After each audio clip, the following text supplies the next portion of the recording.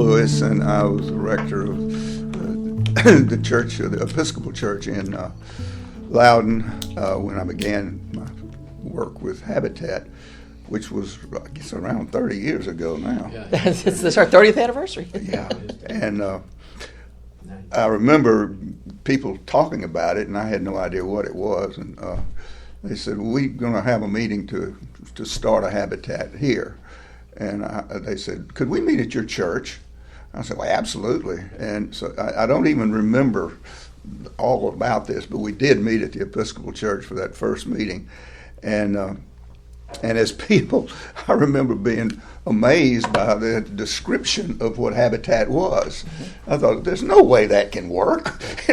No, not people, volunteers who don't know anything about building, coming together and building houses for these people. And but I quickly found out that everybody has got something they can do for Habitat, if nothing more than pray, which is a good part of it. Particularly for those families who are moving in. My husband came home one day and he said, I feel like the Lord wants us to get involved in Habitat for Humanity. And I said, what's that? He said, I'm not real sure, we'll find out. So I did a little bit of investigating, and I've told several of y'all this once before, that in those days you didn't have Google search. No, you did not. And so your best bet was, 411 or whatever the information was. And I did get a number for International, and and I explained to her what I wanted. I wanted some information. She said, well, ma'am, there just happens to be in your county a meeting tonight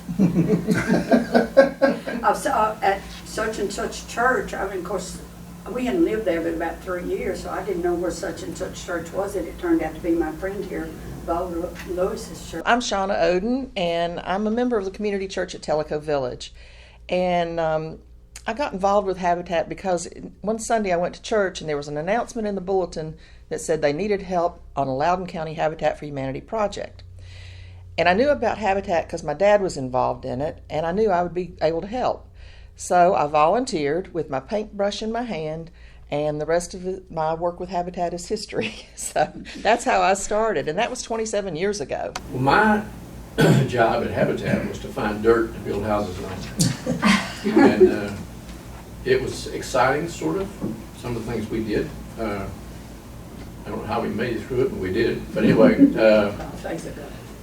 yeah, the first 3 houses we built were products of a tornado.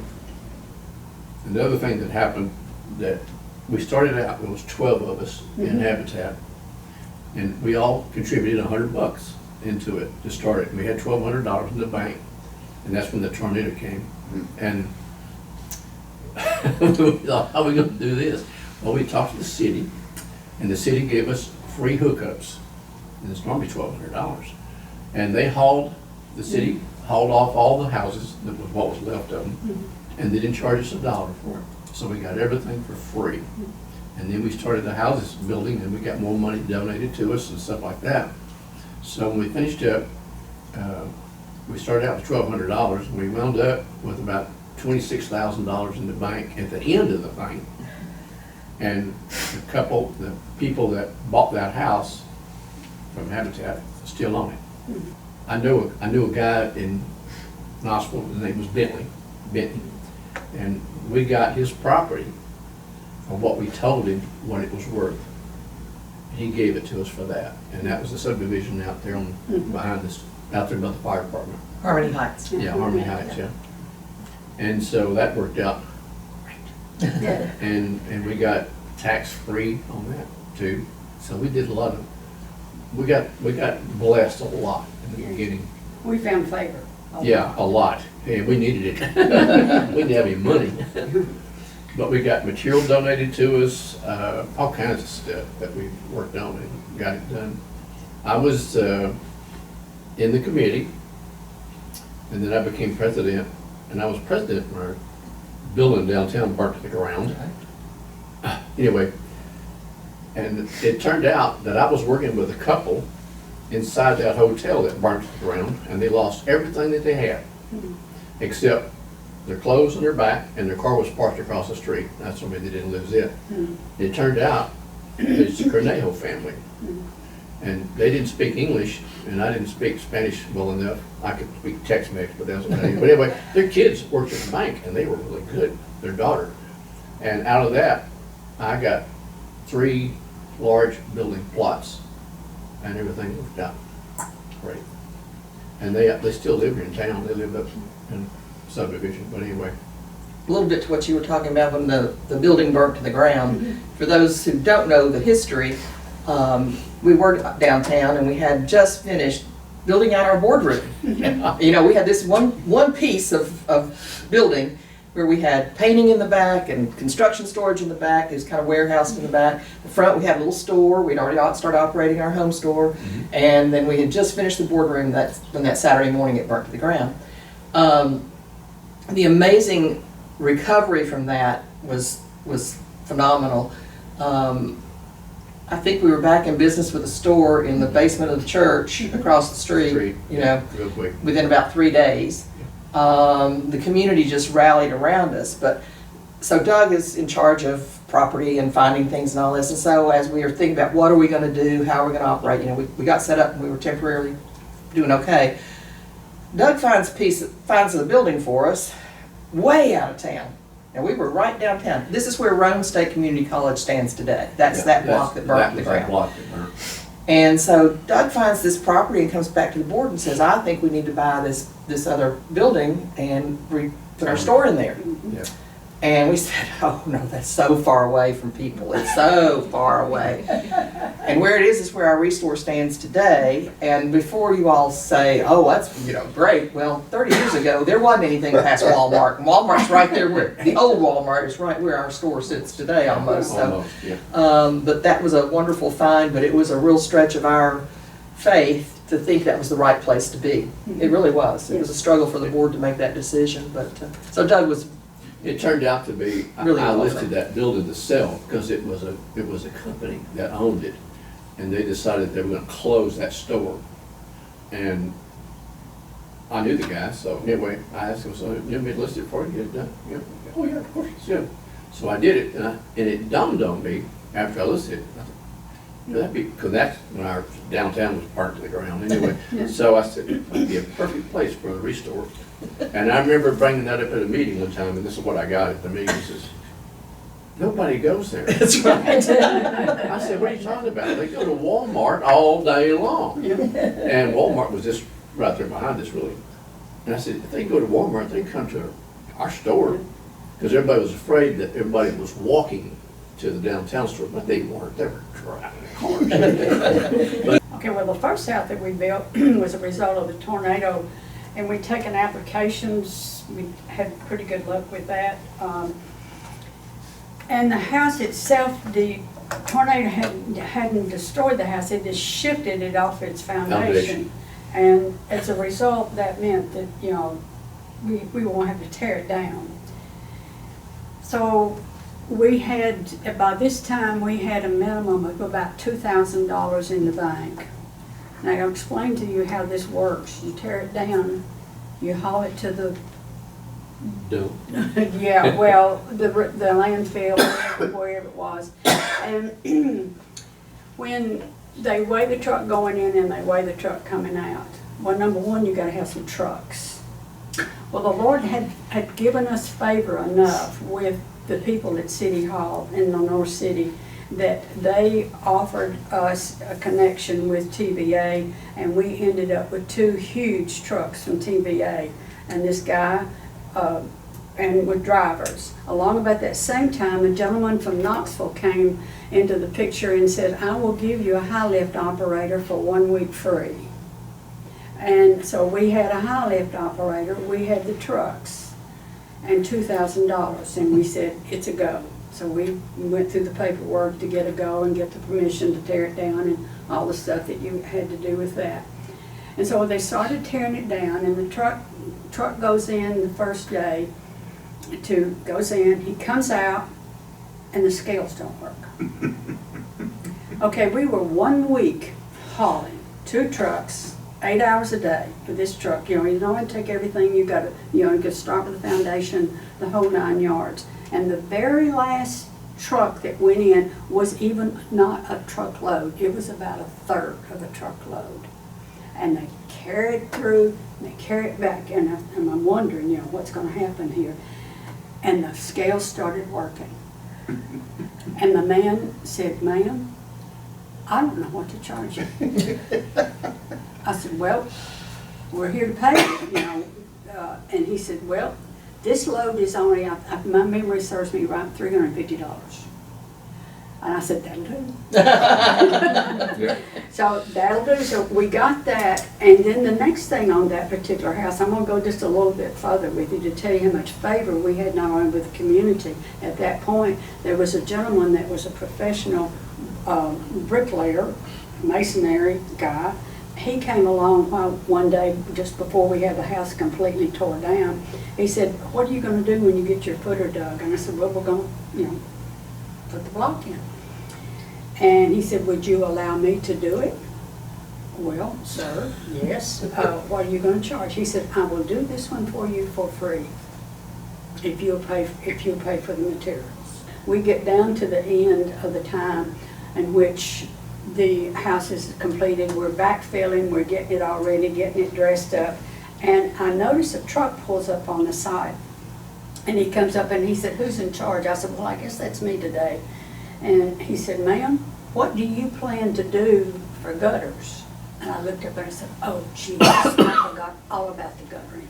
We were in such a hurry to get it done. And we did this house in 40 days to get it done because we had dedication set for that particular Saturday. So as he's putting up the gutters and everything, bright idea. Write down this guy's name, and it was on his truck, you know, on the side of his truck. He had all the equipment that you would expect somebody in this kind of business to have on there, and I wrote it down. For 3 years, I tried to find this guy. Because the next couple of houses, we needed gutter. He was nowhere to be found. I checked him out in every county. I checked it out in the state. I did everything that you could do in those days to research where this guy was. He did not exist. And the only conclusion that I can come to, and I tell people this, God has a gutter angel. So, Gutter angel. A gutter angel, and that's what I call him, the gutter angel. But that house was blessed with this kind of event. And that was kind of like encouragement. The Lord encouraged me, you all can do this. Because in the middle of finishing it in that 40 days, we started 2 others down the road. Yeah. So, Right. so it was kind of like, we got our momentum on this one and we were off and running. We were worried that we'd have enough people to do this, that they would have enough sense to do the various things. And it was absolutely amazing how many people came on. Mhm. And, you know, somebody just walk up and say, "I'm a professional bricklayer. Let me know if you need any help." Yeah. It's happened never every asked. day. Yeah. It was just amazing. And so when we got to building beyond that first house, we had all these people that had given us their names if we didn't need them then, and came back. And I don't ever remember having a whole lot of trouble getting volunteers. Well, I remember when we were down at City Hall, and, you know, taking applications for homeowners, we had more people volunteer than we had people needing houses. And that kind of bothered me and then hit me one day. It takes more people to build than it does Yeah, to live there. Yeah. So, but there was this one guy that came in, and he came in, he's a big tall guy, and there's another guy with him. He was with the Mennonite church. And he comes in and he said, "Ma'am, I'm from the Mennonite Disaster Relief Team. Do you need some help?"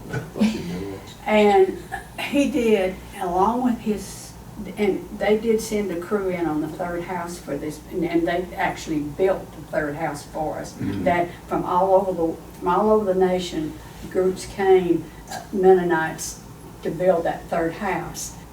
People would come and say, "I don't know anything about building." That's fine. We'll teach you. Yeah. How many people used a hammer for the first time in their lives? Yeah. It's just amazing. Because that just happened over and over again. Yeah. People would say, "I'll be glad to help, but I don't know anything about building," so they, you know. Yeah, they do. And y'all know my wife, little bitty person, and she ended up being one of the roofers. Yeah. That was her specialty, was roofing. We ended up, before it was over with, in that first 3 to 4 years, we had, me talking about specialties, we had people that began to volunteer and they found their place in the construction process. And we actually had teams that did the framing, we actually had teams that would do the plumbing, people to do the electrical work. And when it came time for that, we just called those people. And they just seemed to come out of the woodwork for us. Now, I have to admit that people at Telco Village was a prime place for us to find a lot of retirees that had talents. Yeah. And we did not have, I think the only paid sub that we had in the early days was a sheetrock finisher. We wanted to make sure that looked real good. I remember one day being on the job, and at that time you had pagers. You didn't have these nice little cell phones that we've got now. And my pager went off, and I recognized it as being City Hall number. And so I, about quickly, went to the car and called down, and she said, Jody, Mayor Evelyn wants to see you right now. And I thought, oh, criminy, what did I do right now? And so I go down there and sit in his office, in the mayor's office, was this gentleman, nice-looking gentleman, and I was instructed to sit down next to him, met him, we went through some niceties, and then Charlie Evelyn looked at him and he said, now, sir, this is the lady you're going to give your money to. He had come as a result of the tornado, he had heard about it, to make a very large donation. And as a result of us working with the city, and they saw what we were doing, that's where that money ended up. So sometimes it just came as a result of favors that people wanted to do and give us. It was amazing to see. I would wake up every morning and think, okay, Lord, what's up today with Habitat? You know, it was always something, and it was exciting at that time. It got, after a while, it got to be work, but that was okay. It was good work. Well, it was rewarding work. One of the other things was that churches compete against each other. They do, I know. And the amount of cooperation with Habitat was just phenomenal. I mean, it really was. Yeah. Don't know any other way to say it. It was just, none of the clergy could believe it. Hey, we can be nice to each other. Well, when you get, like for instance, on the first 3 houses, particularly the first houses, we had over, if my memory serves me correctly, we had 7 different denominations come and cruise and work on that house. Yeah, it was pretty. And the third one, we had the Mennonites and we had the Jehovah's Witnesses. And I never will forget on that third house down there, that 2-story house that Doug was relating to, it was August, 90 degrees. And there they are in their, you know, they don't come to work in blue jeans and t-shirts like we do. You know, to me, they're in nice attire. And they're on this roof in 90-degree weather, putting on shingles. It's And they're all amazing. dressed in long sleeve. Yeah, and warm, but you know, they just came and they just did it. Well, back in the early days when they were talking about the first 3 houses or so, I really wasn't involved at that point, but Jim Nicholson was the treasurer for, and they had 2 treasurers, a construction and a regular treasurer. But anyway, Jim was the one who would collect the payments, and he kept a big old, if y'all have ever been an accounting student or anything else, a 12-column ledger, individually, handwritten. I mean, the whole thing. It was quite a feat. But he would keep up with the mortgages and the payments. And I guess basically the families would mail it. We didn't have a location, so you just had to mail them in, mail your payments in. I'm not aware of too many issues with payments that far back. I can remember when we had our first occasion when we had a serious delinquency and we had to address it, and that was the hardest thing our board ever did. We've always had an eye for the energy efficiency of a home from the very beginning. And we worked with TVA, with Energy Right, Energy Star, whatever. So that's been a part of our building progress for years. And because we believe a house isn't affordable if you can't afford to heat and cool it or whatever. Yeah, go ahead. I remember one time that one of the families had to leave town, and so they needed to sell their house. And you probably remember this too. And so we had somebody come out and appraise it, and whoever was doing the appraising was amazed at how well it was built. Yes. You know, it's like, who built this? I mean, we had people from Ireland coming and touring some afternoon, and we'd have Habitat International come and see what we were doing, because we were light years ahead of everybody. Yeah. And so that's always been, and we've kept held to that and done more green and more energy efficient all along, and it's paid off. It's Well, been one of the the right other thing. things- It's been the right thing to do. Well, the other thing's probably that a lot of people don't know, it actually got us a White House recognition. Yeah, yeah, and a Home Depot recognition, Yeah. and I mean, there are lots of other things that we've been fortunate to be But noted. White House, I mean, the White House, Mhm. yeah. Not one down the street. Right. Well, I think the dedications back then was, the early days was actually about us as an affiliate, and the news coverage that we got and the focus was on us. And I see today that the emphasis is on the family and it's more like Yeah. a celebration. Yeah. Yeah, and so now we celebrate rather than focusing on what we do.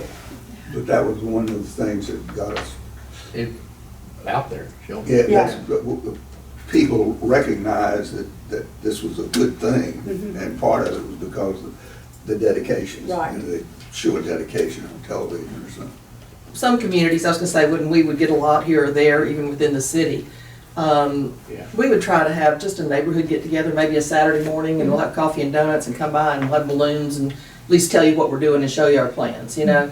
So we made an effort to try to meet the community where they were and explain what we were doing ahead of time, so we didn't run into a lot of problems as time went on. But, and I think that's still being done, yeah, today. I It think it's works. important to let people know, communication's the big key. And I think moving from here elsewhere and talking about getting Habitat started there, and it's very interesting the reputation Habitat has nationally now. Yeah. Well, the interesting thing was, of course, the churches did a lot of recruiting, but people that would come and work on the houses who had no idea what they were doing, and then they would learn so much, and they were great advertisements for us because they were saying, you know, gosh, you'd have a great time doing it, and now you wouldn't believe what I learned, you know. On the third house, it was for a lady that she had her daughter and grandson going to be living with her, and it was kind of a tragic background, so I'll not go too much into it. And we had this architect draw up. It's going to have to be a two-story because of where the lot was and how it was positioned. And the architect drew up a nice little plan and everything. And I noticed when they framed it up that the framer didn't quite do what was on the plans, but something was in me that said, just leave it alone. And I noticed he had put a window over the door, which meant I had to go order another window that I hadn't counted on, which was fine. And that just kind of kept going and kept going. And Mary Jo was this lady's name. And she would come by every day. She was so faithful to keep the site clean. It was like, you know, you could go in there and eat when she finished cleaning up after us, and we were quite messy in those days. And near the end, then the electrician came, and he was putting the rough-in wiring in, and he noticed that window, and I noticed that he dropped a wire. And I thought, oh dear, another fixture. So I went and bought another fixture for it. I just didn't bring it up, and that's not my nature to do that. Normally I would have kept them right on what we're supposed to be doing. And at the finish time, we got through finished with it, and we were finished with it. We were doing the electrical inspection. We were hanging the last bit of light fixtures in there. Mary Jo came by that day, and she started crying. And I said, what's the matter, Mary Jo? You know, I thought maybe she was upset about something. And she told me this story how as a young girl, she would dreamed in her mind and planned in her mind a house that she would live in one day. A two-story house. Well, oh man, that kind of got me teary-eyed along at that point. And she said, and it had a window over the front door with a light hanging down in it. And I thought to myself, Lord, you were in the details when I was missing them all along. There are so many good stories about families, and one thing somebody asked was, you know, how have the homeowners changed over the years? And what I'll say is that really, basically, not a lot has changed. There's still families that are struggling to find decent, affordable housing, safe housing for their families to raise their children in, or to just have a roof over their head. They still face the same problems of their wages not being enough to be able to afford what's out there. And so we're still meeting a big need there. Probably the one change that I see that Habitat our affiliate has done over the years, and it's from a result of a lot of reasons, but I think our families have better financial education than they've ever had, required by law, a lot of it, but that's okay. It was a good thing. We've adjusted and we've done what we should, and I think that helps. And I want to mention our partnership with UT Extension. They've been great with our classes and really getting the families to, I hope, understand what what the opportunities are for them and how we can help. Families are still hesitant to let you know when there's a problem. They're still hesitant to put their burden at your feet. And what we found through the years, what I found through the years, is most people will let you know about somebody's problem because they want to help, and that person won't come to you because they're too proud. But with love and patience, you can work through most all of it, and that's been a good thing. Been proud of our homeowners. One momentous occasion that I remember was the first time we burned the note from a mortgage. Yes. And we actually had a celebration for that at the Episcopal Church of the Resurrection, where it all started. And that was a great time. We've had families that, just by having a home, they've been able to do incredible things. We've got kids going to college, we've got kids going to med school, we've got kids who've been adopted and brought in to be safe from family issues. It's just, all the stories are amazing, and hopefully we can keep recording more of them and sharing them with people.